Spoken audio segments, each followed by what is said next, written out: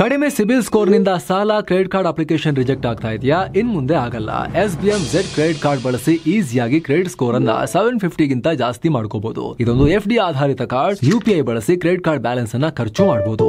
FD ಗೆ RBI ಗ್ಯಾರಂಟಿಯೊಂದಿಗೆ 7% interest ಕೂಡ ಸಿಗುತ್ತೆ. 30 ದಿನದಲ್ಲೇ ಕ್ರೆಡಿಟ್ ಸ್ಕೋರ್ ನಲ್ಲಿ ಇಂಪ್ರೂವ್ಮೆಂಟ್ ಕೂಡ ನೋಡಬಹುದು. ಡಿಸ್ಕ್ರಿಪ್ಷನ್ ಹಾಗೂ ಪಿನ್ ಕಾಮೆಂಟ್ ನಲ್ಲಿರೋ ಲಿಂಕ್ ಮೂಲಕ Z ಆಪ್ ಡೌನ್ಲೋಡ್ ಮಾಡಿ. ದಿಢೀರ್ ಏರಿದ ಭಾರತದ ಸಾಲ, 64 ಲಕ್ಷ ಕೋಟಿ ಮುಟ್ಟಿದ ಬಾಹ್ಯ ಋಣ, 7 ವರ್ಷಗಳಲ್ಲಿ ಹೊಸ ದಾಖಲೆ. ಸಾಲ ದೇಶದ ಆರ್ಥಿಕ ವಲಯದಲ್ಲಿ ದಿನವೂ ಚರ್ಚೆಯಾಗೋ ವಿಚಾರ. ಈಗ ಇದೇ ಸಾಲಕ್ಕೆ ಸಂಬಂಧಪಟ್ಟಂತೆ ಮತ್ತೊಂದು ಇಂಪಾರ್ಟೆಂಟ್ ಡೇಟಾ ಹೊರಬಿದ್ದಿದೆ. ಭಾರತ ಸರ್ಕಾರದ ಸಾಲ, ಎಕ್ಸ್ಟರ್ನಲ್ ಡೆಟ್ ಅಥವಾ ಬಾಹ್ಯ ಸಾಲ ದಿಢೀರ್ ಏರಿಕೆಯಾಗಿದ್ದು ಸುಮಾರು 64 ಲಕ್ಷ ಕೋಟಿ ರೂಪಾಯಿ ತಲುಪಿದೆ. ಅಷ್ಟೇ ಅಲ್ಲ, ಕಳೆದ 7 ವರ್ಷಗಳಲ್ಲೇ ಇದು ಅತಿ ವೇಗದ ಹೆಚ್ಚಳ ಅಂತ ಕರೆಸ್ಕೊಳ್ತಾ ಇದೆ. ಒಂದೇ ವರ್ಷದಲ್ಲಿ ಭಾರತ ಸರ್ಕಾರ $67 ಬಿಲಿಯನ್ ಹೊರ ರಾಷ್ಟ್ರಗಳಿಂದ ಸಾಲ ಮಾಡಿದೆ. ರೂಪಾಯಿ ಕುಸಿತಿರೋ ನಡುವೆ, ಟ್ಯಾರಿಫ್ ಭೀತಿ ನಡುವೆ ಈ ಸಾಲದ ಏರಿಕೆ ಹಲವರ ಚಿಂತೆ ಕಾರಣ ಆಗಿದೆ. ವಿಶ್ಲೇಷಣೆ ಶುರುವಾಗಿದೆ ಜೋರಾಗಿ. ಹಾಗಿದ್ರೆ ದಿಢೀರಂತ ಭಾರತದ ಸಾಲ ಎದ್ದೇಳ್ತಾ ಮೇಲಕ್ಕೆ, ಈ ಸಾಲ ಹೆಚ್ಚಳದಿಂದ ಭಾರತದ ಆರ್ಥಿಕ ಬೆಳವಣಿಗೆ ಮೇಲೇನಾದರೂ ಪರಿಣಾಮ ಬೀರುತ್ತಾ? ಅಷ್ಟಕ್ಕೂ ಬಾಹ್ಯ ಸಾಲ ಅಂದ್ರೇನು? ಅದನ್ನು ಯಾಕೆ ಭಾರತ ಇಷ್ಟು ಜಾಸ್ತಿ ಮಾಡ್ತಿದೆ? ಭಾರತದ ಒಟ್ಟು ಸಾಲ ಎಷ್ಟಿದೆ? ಜೊತೆಗೆ ಪರ್ಸೆಂಟೇಜ್ ವೈಸ್ ಟೋಟಲ್ ಅಮೌಂಟ್ ಒಂದಾಯಿತು, but GDP percentage wise UPA ಟೈಮ್ನಲ್ಲಿ 10 ವರ್ಷ ಅದರ ಅವಧಿ ಮತ್ತು NDA ಮೋದಿ ಸರ್ಕಾರದ 10 ಅವಧಿ, ಅದರ ಕಂಪ್ಯಾರಿಸನ್ ಕೂಡ ನಾವು ಮಾಡಿ ನೋಡೋಣ ಈ ವರದಿಯಲ್ಲಿ. ಕ್ಲಿಯರ್ ಆಗಿಬಿಡುತ್ತೆ ಅಲ್ಲ? ಕಡೆ ತನಕ ಮಿಸ್ ಮಾಡಿದೆ ನೋಡಿ ಸ್ನೇಹಿತರೆ. 64 ಲಕ್ಷ ಕೋಟಿ ಮುಟ್ಟಿದ ಬಾಹ್ಯ ಸಾಲ, 7 ವರ್ಷಗಳಲ್ಲೇ ಹೆಚ್ಚು ವೇಗ. ಸ್ನೇಹಿತರೆ, ಕೇಂದ್ರ ಸರ್ಕಾರದ ಎಕ್ಸ್ಟರ್ನಲ್ ಡೆಟ್ ಸ್ಟೇಟಸ್ ರಿಪೋರ್ಟ್ನಿಂದ ಈ ಮಾಹಿತಿ ಹೊರಬಿದ್ದಿದೆ. ಇದರ ಪ್ರಕಾರ 2024-25ನೇ ಸಾಲಲ್ಲಿ ದೇಶದ ಬಾಹ್ಯ ಸಾಲ 10.1% ಏರಿಕೆಯಾಗಿದ್ದು ಅದು $736.3 ಬಿಲಿಯನ್ ತಲುಪಿದೆ. ಅಂದರೆ 64 ಲಕ್ಷ ಕೋಟಿ ಆಗಿದೆ. ಕಳೆದ ವರ್ಷ ಭರ್ತಿ $668 ಬಿಲಿಯನ್ ಇತ್ತು. GDP ರೇಷಿಯೋಗೆ ಹೋಲಿಸಿದ್ರೆ ಸ್ವಲ್ಪ ಕಮ್ಮಿ ಇತ್ತು. ಈಗ ಅದರಲ್ಲೂ ಏರಿಕೆ ಕಂಡಿದೆ.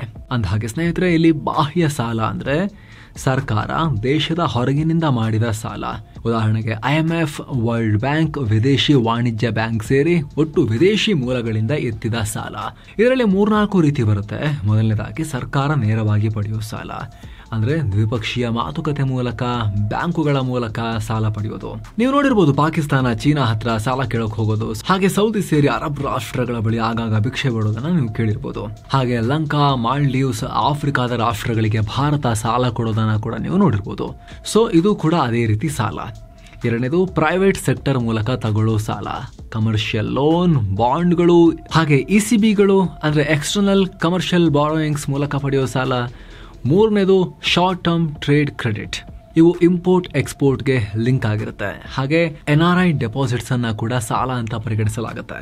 ಅಂದ್ರೆ ವಿದೇಶದಲ್ಲಿರೋ ಭಾರತೀಯರು ಭಾರತದಲ್ಲಿ ಡೆಪಾಸಿಟ್ ಇಟ್ಟಾಗ ಕೂಡ ಅದನ್ನ ಲಯಬಿಲಿಟೀಸ್ ನಲ್ಲಿ ಪರಿಗಣಿಸಲಾಗುತ್ತೆ. ಹೊರಗೆ ಹೋಗಬಹುದು ಇದು ಅಂತಲೇ ಲೆಕ್ಕಕ್ಕಿಟ್ಕೊಂಡಿರ್ಬೇಕಾಗಿರುತ್ತೆ. ಸಾಮಾನ್ಯವಾಗಿ ಯಾವ ಸರ್ಕಾರಗಳು ಕೂಡ ಬಾಹ್ಯ ಸಾಲಗಳನ್ನ ಪಡೆಯೋಕೆ ಇಷ್ಟಪಡಲ್ಲ. ಮುಖ್ಯವಾಗಿ ಸಾಲ ಪಡೆಯೋದನ್ನೇ ಇಷ್ಟಪಡಲ್ಲ, ಬಾಹ್ಯ ಸಾಲ ಪಡೆಯೋಕಂತೂ ತುಂಬಾ ಇಷ್ಟಪಡಲ್ಲ.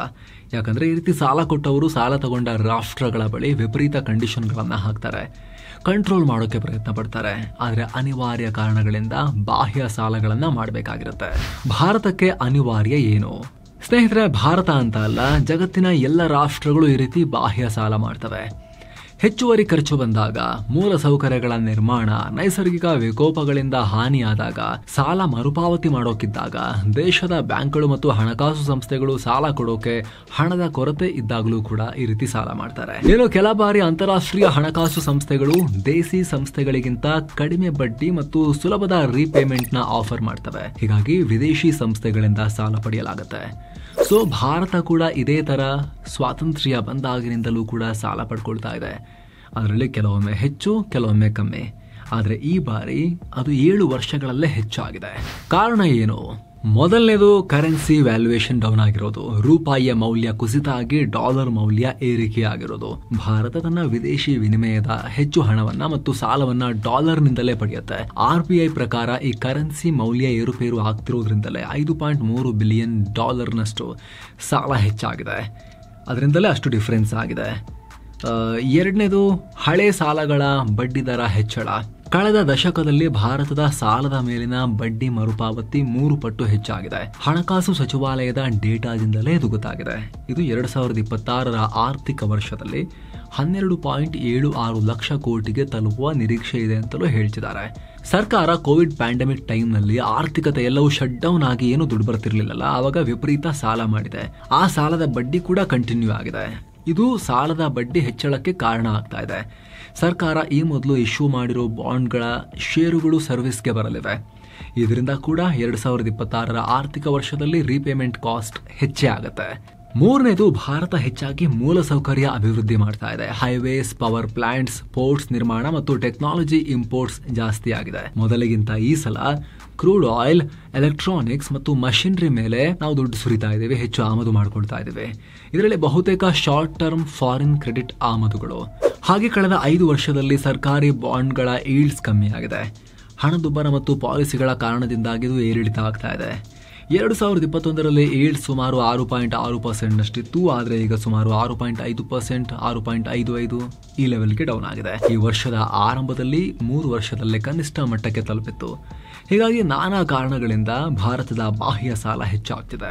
ಇನ್ನು ಸ್ನೇಹಿತರೆ, ವರದಿಯಲ್ಲಿ ಮುಂದುವರಿಯುವ ಮುನ್ನ seven science tourism company Kashi ಅಯೋಧ್ಯೆಗೆ ಮತ್ತೊಂದು ಟ್ರಿಪ್ ಆಯೋಜನೆ ಮಾಡಿದೆ. ಬೆಸ್ಟ್ ಆಫರ್ ಪ್ರೈಸ್ ಕೇವಲ 39,200 ರೂಪಾಯಿ ಮಾತ್ರ. Kashi Ayodhya Triveni Sangam Gaya Bodh Gaya 4 night 5 days trip ಇದು.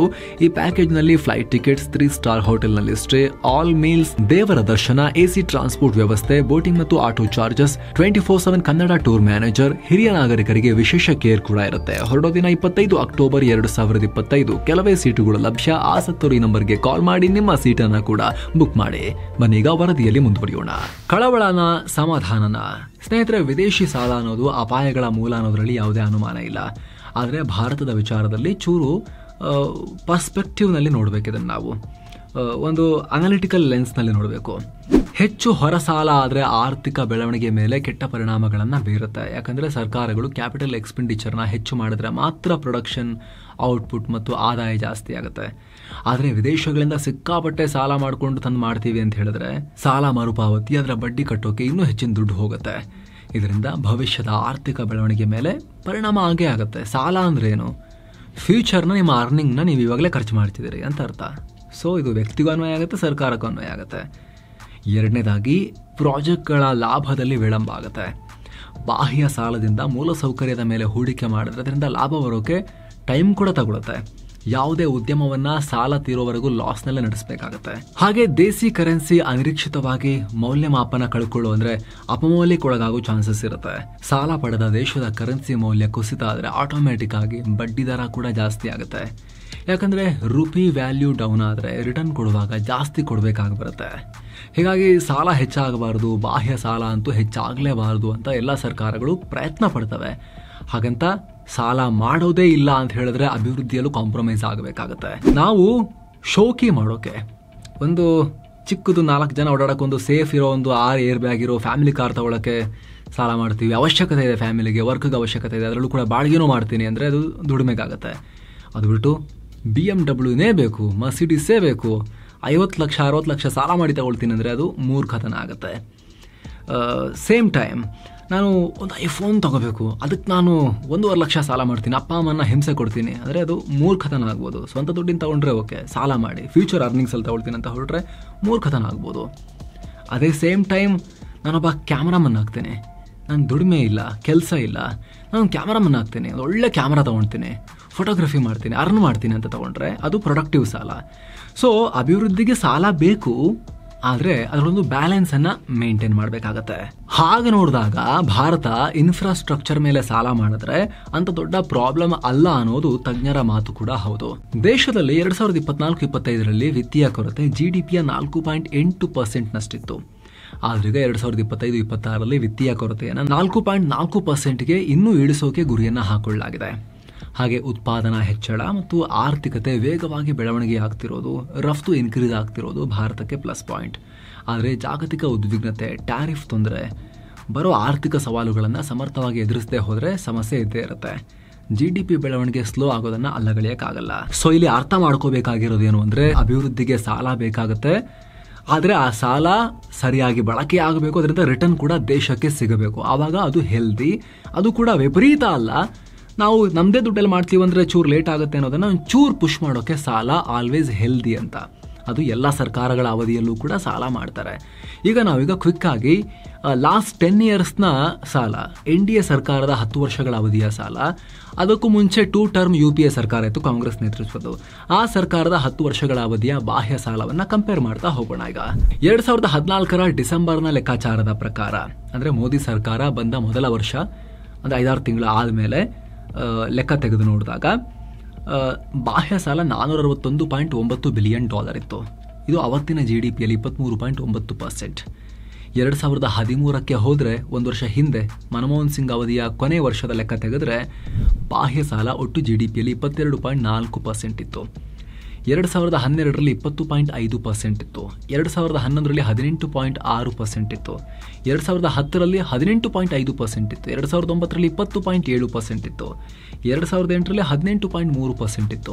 2007ರಲ್ಲಿ 17.7% ಇತ್ತು. 2006ರಲ್ಲಿ 17.1% ಇತ್ತು. 2005ರಲ್ಲಿ 18.1% ಇತ್ತು. 2004ರಲ್ಲಿ 18% ಇತ್ತು. ಸೇಮ್ ಟೈಮ್ GDP ಎಷ್ಟು ಪರ್ಸೆಂಟ್ ಆಗುತ್ತೆ ಅಂತ ನೋಡಿದಾಗ, ಅಂದರೆ ಸಾಮರ್ಥ್ಯಕ್ಕೆ ಅನುಗುಣವಾಗಿ ಸಾಲ ಮಾಡಬೇಕಲ್ಲ, GDP ನಮ್ಮ ಕ್ರೆಡಿಟ್ ಸ್ಕೋರ್ ಅಂತ ಅನ್ಕೊಳ್ಳಿ, ಸಾಮರ್ಥ್ಯ ಅಂತ ಅನ್ಕೊಳ್ಳಿ. ಒಬ್ಬ ವ್ಯಕ್ತಿಗೆ ಸಾಲ ಎಷ್ಟು ಕೊಡಬೇಕಂದ್ರೆ ರಿಪೇಮೆಂಟ್ ಸಾಮರ್ಥ್ಯ ನೋಡಿ ಕೊಡ್ತಾರೆ. ಸೊ GDPಯ ಪರ್ಸೆಂಟೇಜ್ ಎಷ್ಟು ಅಂತ ನೋಡ್ತಾರೆ. 18ರಿಂದ 21% ಆಸುಪಾಸಲ್ಲಿತ್ತು. ಲೋಯೆಸ್ಟ್ ಅಂದರೆ 17-18% ಇತ್ತು. ಹೈಯೆಸ್ಟ್ ಅಂದರೆ 20-21-22 ತನಕನೂ ಕೂಡ ಇತ್ತು ಅಲ್ವಾ. ಈ ರೇಂಜಲ್ಲಿತ್ತು GDP ಪರ್ಸೆಂಟೇಜ್ ವೈಸ್. ಈಗ ಮೋದಿ ಸರ್ಕಾರದ 10 ವರ್ಷಗಳ ಪೀರಿಯಡ್ ನೋಡಿದ್ರೆ 2014ರಲ್ಲಿ 23.9%ಗೆ ಜಂಪ್ ಆಯಿತು. 2015ರಲ್ಲಿ 23.8%ಗೆ ಜಂಪ್ ಆಯಿತು. 2016ರಲ್ಲಿ 23.4% ಇತ್ತು. 2017ರಲ್ಲಿ 19.8%ಗೆ ಇಳಿಸಿದ್ರು. 2018ರಲ್ಲೂ ಕೂಡ 20%ಅಲ್ಲಿ ಮೇಂಟೈನ್ ಮಾಡಿದ್ರು, 20.1%. 2019ರಲ್ಲಿ 19.9%ಗೆ ಇಳಿಸಿದ್ರು. 2020ರಲ್ಲೂ ಕೂಡ 20.9% ಇತ್ತು. ಆದರೆ 2021ರಲ್ಲಿ 21.2%ಗೆ ಜಂಪ್ ಆಯಿತು. ಕೋವಿಡ್ ಬಂದ ನಂತರ ಮತ್ತೆ ಜಂಪ್ ಆಯಿತು. 2022ರಲ್ಲಿ 19.9% ಇತ್ತು ಚೆಕ್ ಮಾಡಿ ನೋಡಿದಾಗ. ನೆಕ್ಸ್ಟ್ 2023ಕ್ಕೆ ಬಂದಾಗ 19%, ಇನ್ನೂ ಸ್ವಲ್ಪ ಡೌನ್ ಮಾಡಿಕೊಂಡ್ರು. 2024ರಲ್ಲಿ 18.5% ಇನ್ನೂ ಡೌನ್ ಆಯಿತು. 2025ರ ಮಾರ್ಚ್ನಲ್ಲಿ 19.1%. ಸೊ ಮೋದಿ ಅಧಿಕಾರ ವಹಿಸಿಕೊಂಡಾಗ 23.9% ಇದ್ದಿದ್ದು ಈಗ ಅದು 19.1% ಇದೆ. ಸೊ ಎರಡೂ ಸರ್ಕಾರಗಳ ಅವಧಿಯಲ್ಲಿ 18ರಿಂದ 20, 21, 22, 23ರ ಆಸುಪಾಸಲ್ಲಿ ಅವರು ಸಾಲ ಮಾಡಿದ್ದಾರೆ. ಒಂದೊಂದು ವರ್ಷ ಜಾಸ್ತಿ ಇದೆ, ಒಂದು ವರ್ಷ ಕಮ್ಮಿ ಇದೆ. ಮೋದಿ ಸರ್ಕಾರದ ಅವಧಿಯಲ್ಲೂ ಕೂಡ ಅದೇ ಥರ ಇದೆ figure. Manmohan Singh period compare ಮಾಡಿದ್ರೆ GDPಯ ಪರ್ಸೆಂಟೇಜ್ ಹೆಚ್ಚು ಕಮ್ಮಿ ಅದೇ ರೀತಿ ಇದೆ. ಆದರೆ ಮೋದಿ ಸರ್ಕಾರದ ಅವಧಿಯಲ್ಲಿ 2 ಇಂಪಾರ್ಟೆಂಟ್ ಫ್ಯಾಕ್ಟರ್ ಇದೆ. ಇನ್ಫ್ರಾಸ್ಟ್ರಕ್ಚರ್ ಮೇಲೆ UPA ಸರ್ಕಾರಕ್ಕಿಂತ ವಿಪರೀತ ಜಾಸ್ತಿ ಸ್ಪೆಂಡಿಂಗ್ ಆಗ್ತಾ ಇದೆ, ಅದು ವಿಸಿಬಲ್ ಇದೆ, ಅಂಕಿಅಂಶ ಕೂಡ ಸಾರಿ ಹೇಳುತ್ತೆ. ಇನ್ನೊಂದು ಕೋವಿಡ್ ಪ್ಯಾಂಡಮಿಕ್ ಕೂಡ ಬಂದಿತ್ತು, ಅದೊಂದು ಇಲ್ಲಿ ಎಕ್ಸ್ಟ್ರಾ ಖರ್ಚು ಆಗ್ತಿದೆ ಅನ್ನೋದು ಬಿಟ್ಟರೆ ಉಳಿದಂತೆ ಬಹಳ ದೊಡ್ಡ ಅಂತರ ಆಕಾಶ ಭೂಮಿ ವ್ಯತ್ಯಾಸ ಇದೆ UPA ಮನಮೋಹನ್ ಸಿಂಗ್ ಮತ್ತು ಮೋದಿ ಸರ್ಕಾರದ ಅವಧಿಯಲ್ಲಿ. ಆ ಥರ ಏನಿಲ್ಲ, ಇಬ್ಬರು ಕೂಡ ಹೆಚ್ಚು ಕಮ್ಮಿ ಒಂದೇ ರೀತಿ ಮಾಡಿದ್ದಾರೆ. ಆದರೆ UPA ಮೋದಿ ಅವರಿಗೆ ಹ್ಯಾಂಡ್ ಓವರ್ ಮಾಡೋ ಟೈಮ್ನಲ್ಲಿ 23+ ಇತ್ತು GDPಯ ಪರ್ಸೆಂಟೇಜ್ನ ತೆಗೆದು ನೋಡಿದಾಗ ಸಾಲದ ಪ್ರಮಾಣ. UPA ಹೊರಗೆ ಹೋಗಬೇಕಾದ್ರೆ, NDAಗೆ ಹ್ಯಾಂಡ್ ಓವರ್ ಮಾಡಿ ಹೋಗಬೇಕಾದ್ರೆ. ಈಗ 10-11 ವರ್ಷಗಳ ನಂತರ 18-19ರ ಆಸುಪಾಸಿಗೆ ವಾಪಸ್ ಅದನ್ನು ಇಳಿಸುವಲ್ಲೂ ಕೂಡ ಮೋದಿ ಸರ್ಕಾರ ಯಶಸ್ವಿಯಾಗಿದೆ. GDP ಪರ್ಸೆಂಟೇಜ್ ವೈಸ್ ಎಷ್ಟು ಸಾಲ ಇದೆ ಅಂತ ನೋಡಿದಾಗ ಒಟ್ಟು ಸಾಲ ಎಷ್ಟಿದೆ. ಇಲ್ಲಿ ತನಕ ನಾವು ಬಾಹ್ಯ ಸಾಲ ನೋಡಿದ್ವಿ. ಈಗ ಆಂತರಿಕ ಸಾಲವನ್ನು ಕೂಡ ಕೌಂಟ್ ಮಾಡಿದ್ರೆ ಇದರಲ್ಲಿ ಭಾರತ ಸರ್ಕಾರ, ರಾಜ್ಯ ಸರ್ಕಾರಗಳು ಆಂತರಿಕವಾಗಿ ಮಾಡೋ ಸಾಲಗಳೆಲ್ಲ ಸೇರಿ ಬರುತ್ತೆ. ಇದು ಎಲ್ಲ ಪಕ್ಷಗಳ ರಾಜ್ಯ ಸರ್ಕಾರಗಳು ಕೂಡ ಬರ್ತವೆ. $2097.45 ಬಿಲಿಯನ್ ಇದೆ, ಅಂದರೆ $2 ಟ್ರಿಲಿಯನ್ ಹೆಚ್ಚಿದೆ. ಈ ವರ್ಷದ ಅಂತ್ಯಕ್ಕೆ ಅದು $2.2 ಟ್ರಿಲಿಯನ್ ಮುಟ್ಟಬಹುದು ಅಂತ ಹೇಳಲಾಗ್ತಿದೆ. ಇದು GDPಗೆ ಕಂಪೇರ್ ಮಾಡಿದ್ರೆ 56%ನಷ್ಟಾಗುತ್ತೆ. ಈ ಹಿಂದೆ 2014ರ ಮಾರ್ಚ್ ತಿಂಗಳ ವೇಳೆಗೆ 47.1% ಇತ್ತು. ಆದರೆ ಕೋವಿಡ್ ಪ್ಯಾಂಡಮಿಕ್ ಟೈಮ್ನಲ್ಲಿ ಭಾರತದ ಕೇಂದ್ರ ಸರ್ಕಾರ, ರಾಜ್ಯ ಸರ್ಕಾರಗಳು ಎಲ್ಲವೂ ವಿಪರೀತ ಸಾಲ ಮಾಡಿದ್ರು. 2021ರ ಆರ್ಥಿಕ ವರ್ಷದಲ್ಲಿ ಡೆಟ್ ಟು GDP ರೇಷಿಯೋ ಪೀಕಿಗೆ ಹೋಗಿತ್ತು, 64.4%ಗೆ ಜಂಪ್ ಆಗಿತ್ತು. ಈಗ ಮತ್ತೆ ಡೌನ್ ಮಾಡಿ 50ರ ಹತ್ತತ್ರಕ್ಕೆ ಬರ್ತಾ ಇದೆ. ಇದನ್ನು 2031ರ ವೇಳೆಗೆ 50%ಗೆ ಇಳಿಸೋ ಗುರಿಯನ್ನು ಕೂಡ ಭಾರತ ಇಟ್ಕೊಂಡಿದೆ. ಈಗ ಡೇಟಾ ನೋಡಿದ್ರಲ್ಲ, ನಂಬರ್ಸ್ ನೋಡಿದ್ರಲ್ಲ, ಇದಕ್ಕೆ ಸಂಬಂಧಪಟ್ಟಂತೆ ನಿಮ್ಮ ಒಪಿನಿಯನ್ ಕಾಮೆಂಟ್ ಮಾಡಿ ತಿಳಿಸಿ. ಮತ್ತೆ ಭೇಟಿ ಆಗ್ತಿರೋಣ. ನಮಸ್ತೆ.